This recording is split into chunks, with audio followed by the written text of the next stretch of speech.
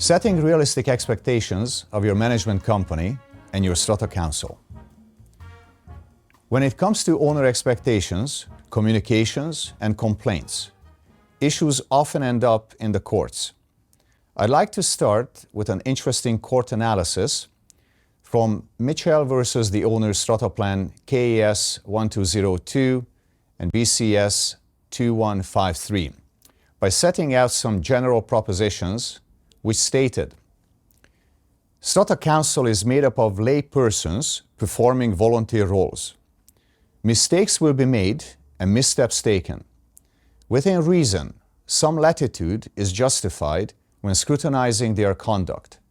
At the same time, the Act sets up a detailed scheme and establishes processes for every aspect of the business of the strata. Individual owners need to be able to trust and rely on their councils to operate within that legislative scheme.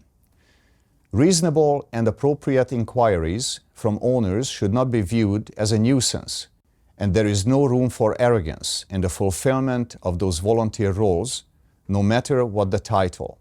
There must also be recognition that some owners can become unreasonable and an impossible drain on the patience and time of those who do volunteer. Part of reducing conflict and misunderstanding is knowledge.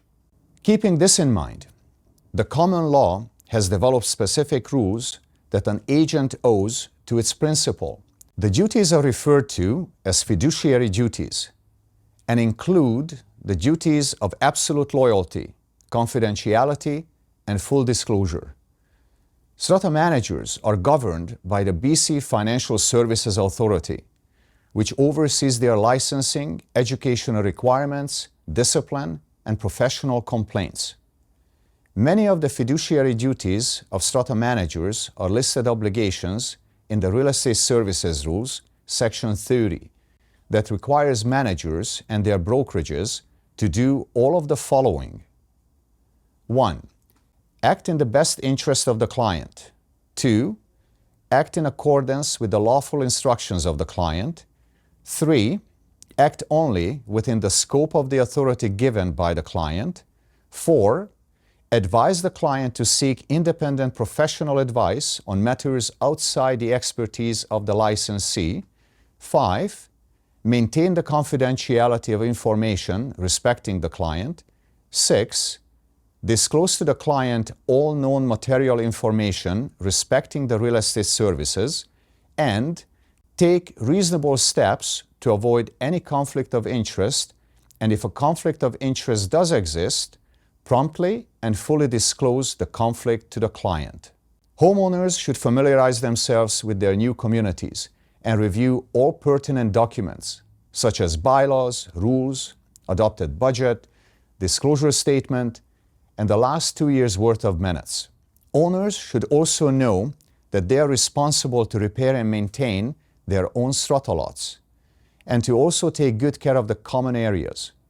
Remember, common property is owned collectively by all owners as tenants in common. Your strata fees also pertain to the maintenance of the common property and common assets, and typically would not include any part of your strata lot, which again is your responsibility to maintain at your own cost. Living in a strata is very different from living in a single detached house. The strata's rules and bylaws must be adhered to, and processes must also be respected and followed in an effort to avoid conflict and uncomfortable situations. When in doubt, owners can always contact their strata management company for advice and can also request a hearing with their strata council. It is also important to note, strata managers cannot take direction from individual owners. Managing agents can only be directed by the strata council.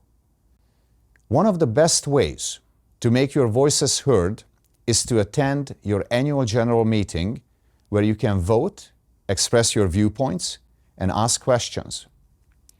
For most of us, our home is our castle and the biggest investment of our lives. As strata living is becoming one of the most popular types of home ownerships, with around 34,000 stratas in British Columbia, We must all work together towards the common goal, which is to look after our communities with a positive attitude and while collaborating with others.